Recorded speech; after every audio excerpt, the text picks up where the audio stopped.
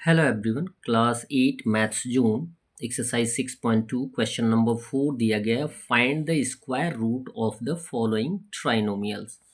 यानी दिए गए फॉलोइंग ट्राइनोमियल्स का यानी क्वाड्रेटिक ट्राइनोमियल्स का आपको स्क्वायर रूट फाइंड आउट करना है। स्क्वायर रूट का मीन्स जानते ही है कि वह नंबर जिसको हम 2 टाइम्स मल्टीप्लाई करते हैं तो जो नंबर आता है उसको तो हम स्क्वायर बोलते हैं, और जब स्क्वायर हमें मिला होता है तो उसका वह नंबर फाइंड आउट करते हैं जिसको 2 टाइम मल्टीप्लाई करने पर वह नंबर आता है। क्लियर है? तो यहाँ पर क्या दिया गया है, स्क्वायर दिया गया है और आपको स्क्वायर रूट फाइंड आउट करना है। तो 64 minus 16y plus Y square यानी क्वाड्रेटिक इक्वेशन दिया गया है, क्वाड्रेटिक ट्राइनोमियल दिया गया है। क्वाड्रेटिक ट्राइनोमियल में सबसे पहले हम कांस्टेंट को देखते हैं। यहाँ पे आप देख रहे होंगे कि जस्ट अपोजिट लिखा गया है, तो इससे घबराने की आवश्यकता नहीं है। आपको कांस्टेंट देखना है। इसको यदि आप रीअरेंज करना चाहें तो रीअरेंज कर सकते हैं। प्लस वाई स्क्वायर है तो वाई स्क्वायर लिख लेंगे, माइनस 16y, और 64 पॉजिटिव है तो प्लस 64 आ जाएगा। अब क्लियर हो गई बात, आपके समझ में आ गई। 64 हमें लाना है, यानी मिड टर्म को 2 पार्ट में हमें स्प्लिट करना है, तोड़ना है। 2 पार्ट में कुछ इस तरीके से तोड़ेंगे कि प्लस माइनस करने पे -16 आ जाए और मल्टीप्लाई करने पर कितना आ जाए, 64 आ जाए। फर्स्ट टर्म सेम रहेगा, वाई स्क्वायर का वाई स्क्वायर। हम -16y को 2 पार्ट में स्प्लिट करेंगे तो -8y -8y देख सकते हैं। माइनस इंटू माइनस क्या होता है, प्लस होता है। 8 8 जाए कितना हो जाएगा, 64। तो हमारे पास 4 टर्म्स आ गए। अब क्या करेंगे, ग्रुपिंग कर लेंगे, यानी पेयर फाइंड आउट कर लेंगे। पेयर फाइंड आउट करने के लिए हम अंडरलाइन कर देंगे, और यदि हम पेयर फाइंड आउट कर लेते हैं तो उसमें से कॉमन फाइंड आउट करते हैं। इसमें वाई स्क्वायर है, इसमें भी वाई है, यानी एक वाई हम एज ए कॉमन रख सकते हैं। जो फैक्टर बच जाते हैं उनको हम ब्रैकेट में लिख लेते हैं। वाई हमने ले लिया है यहाँ से, तो यहाँ पे सिंगल वाई बचा है, वाई लिख देंगे माइनस का सिंबल। और यहाँ 8y में से ए वाई हमने कॉमन ले लिया है तो 8 बच गया है, तो ये हो गया y माइनस 8, ब्रैकेट क्लोज कर देंगे। अब यहाँ पे दूसरा पेयर है, तो हम ये देख सकते हैं कि -8 हम कॉमन ले सकते हैं। ठीक है, -8 यदि हम कॉमन लेंगे तो -8y में -8 से अगर डिवाइड करेंगे तो -8 से -8 कट जाएगा, बचेगा क्या, y। और यदि 64 में 8 से डिवाइड करेंगे तो 8 8 जा 64, 8 आएगा, प्लस माइनस क्या हो जाएगा, -8। ठीक है, तो ये हो जाएगा हमारा कॉमन, यानी जो कॉमन हमने लिया है उसको हम एक ब्रैकेट में लिख देंगे, y -8। क्लियर? और जो फैक्ट बच गए हैं, बार बार यूज हुए हैं, उनको हम एज ए कॉमन ले लेंगे, y -8 सिंगल टाइम y-8 आ जाएगा। तो आप ये जानते हैं कि a इंटू ए क्या होता है। यदि किसी ब्रैकेट में के पहले कोई सिंबल नहीं होता है तो किसका सिंबल होता है, मल्टीप्लिकेशन का। इट मीन्स y-8 मल्टीप्लाई करना है। तो हम a इंटू ए को कैसे लिखते हैं, ए स्क्वायर के रूप में, तो हम आंसर लिख देंगे y-8 होल स्क्वायर। ये हो जाएगा हमारा स्क्वायर रूट। बी दिया गया है 9 + 6x + x स्क्वायर। तो पिछले क्वेश्चन में यानी फर्स्ट में ए में आपको मैंने रीअरेंज कर दिया था, यहाँ पर विदाउट रीअरेंज किए हुए आप सॉल्यूशन फाइंड आउट कर सकते हैं। कांस्टेंट क्या है, 9 है, मिड टर्म क्या है, 6x है। तो 6x को 2 पार्ट में हम स्प्लिट करेंगे, कुछ इस तरीके से स्प्लिट करेंगे कि प्लस माइनस करने पर +6x आ जाए और फिर मल्टीप्लाई करने पर कितना आए, 9 आए। तो 9 सेम टू सेम रहेगा। 3x और +3x 2 पार्ट में हमने स्प्लिट कर दिया मिड टर्म को, यानी 3 + 3 कितना हो जाएगा, 6, और 3 3 जा कितना हो जाएगा, 9।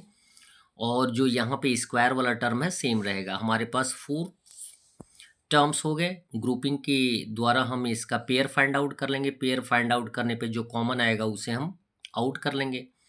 3 कॉमन आएगा तो ये हो जाएगा आपका 3 3 जा 9। जब भी 3 कॉमन लेंगे तो 3 से 9 में डिवाइड करेंगे तो 3 आएगा, प्लस 3 से 3 कट जाएगा, x बच जाएगा, तो 3 + x हो गया। यहाँ पे हम केवल x कॉमन रख सकते हैं, प्लस x कॉमन रखा तो यहाँ पे कितना बच जाएगा, 3, और यहाँ पे सिंगल x यानी 3 + x हो जाएगा। अब जो कॉमन हमने लिया है उसको एक ब्रैकेट में लिख देंगे, 3 + x, और जो हमने फैक्ट लिया है ब्रैकेट के रूप में, वो भी कॉमन के रूप में आ जाएगा, तो ये हो जाएगा 3+x।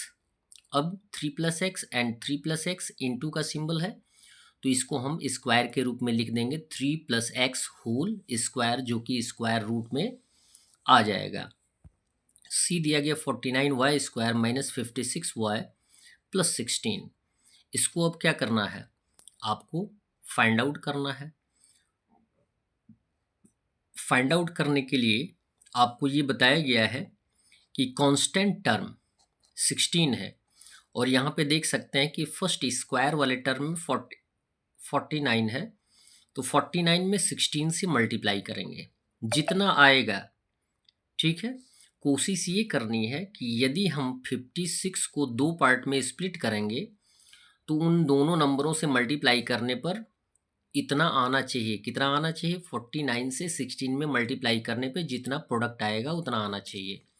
तो आप फाइंड आउट करके देख सकते हैं। 49 इंटू 16, मिड टर्म जो -56y है उसको 2 पार्ट में हमने स्प्लिट किया है, -28y -28y माइनस, और -28 जुड़ जाएगा तो -56 हो जाएगा, और माइनस इंटू माइनस क्या हो जाएगा, प्लस।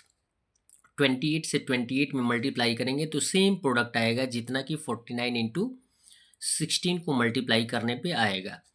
अब हमने पेयर फाइंड आउट कर लिया। पेयर फाइंड आउट करने पे कॉमन ले लेंगे, 7 से देखेंगे 49 और 28 दोनों कटेगा तो 7 कॉमन हो जाएगा, और दोनों में y है तो y कॉमन हो जाएगा। इट मीन्स 7y हो जाएगा। 7y से 49y² को अगर डिवाइड करेंगे तो 7 7 जा 49 यानी 7 हो गया। एक y से एक y कट जाएगा तो सिंगल y हो जाएगा 7y, और यहाँ पे माइनस y से y कट गया, 7 से डिवाइड कर देंगे 28 में तो 4 आ जाएगा। आंसर आ जाएगा 7y माइनस 4। यहाँ पे -4 आ जाएगा एज ए कॉमन। क्यों?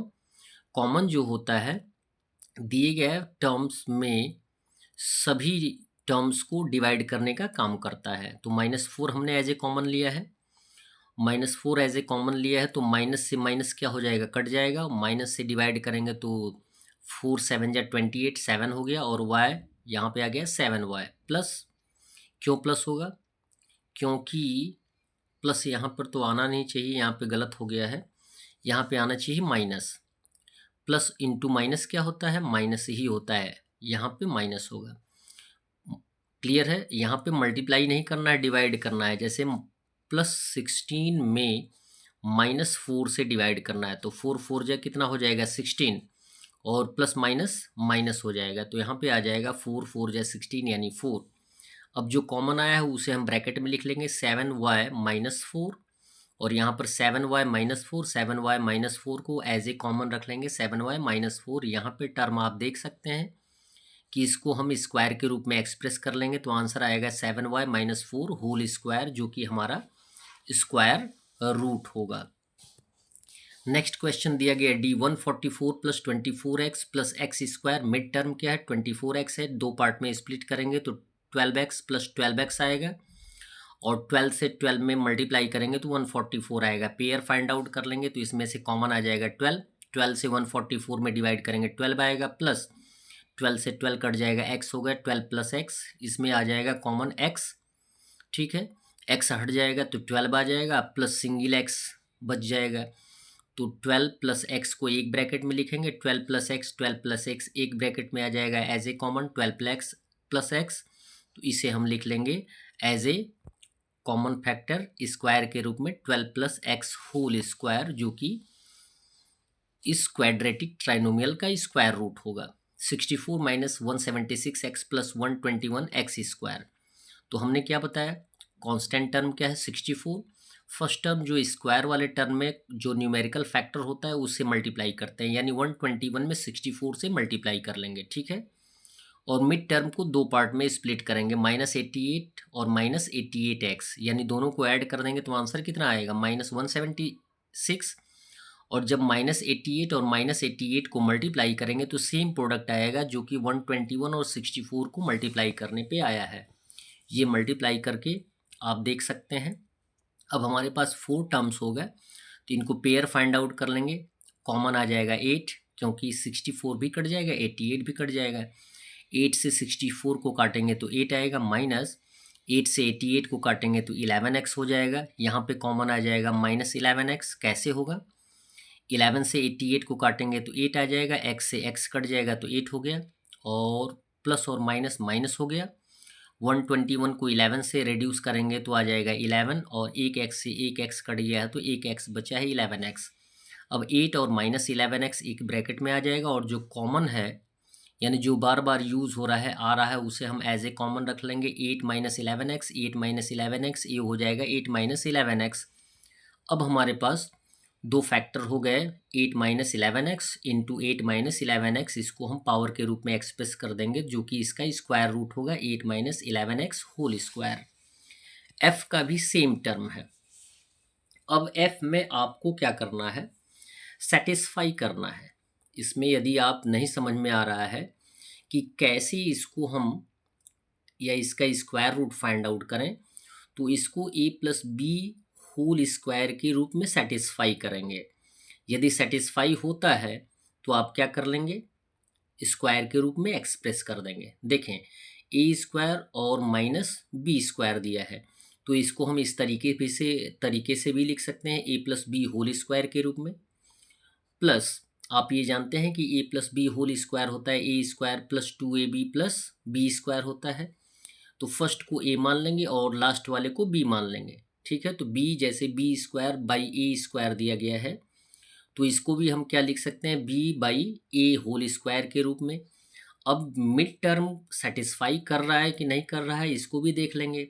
मिड टर्म क्या होता है? 2ab, तो 2 का वैल्यू 2, ए का value A by B, into B का वैल्यू बी बाई ए से ए रेड्यूस हो जाएगा, बी से बी रेड्यूस हो जाएगा, बचेगा क्या? यहाँ पे 2, यहाँ पे 2 है। इट मीन्स यह जो है वह ए प्लस बी होल स्क्वायर को सेटिस्फाई कर रहा है। तो हमारे पास ए और बी का वैल्यू है, तो इसको हम स्क्वायर के रूप में लिख देंगे, A plus B A by B plus B by A whole square.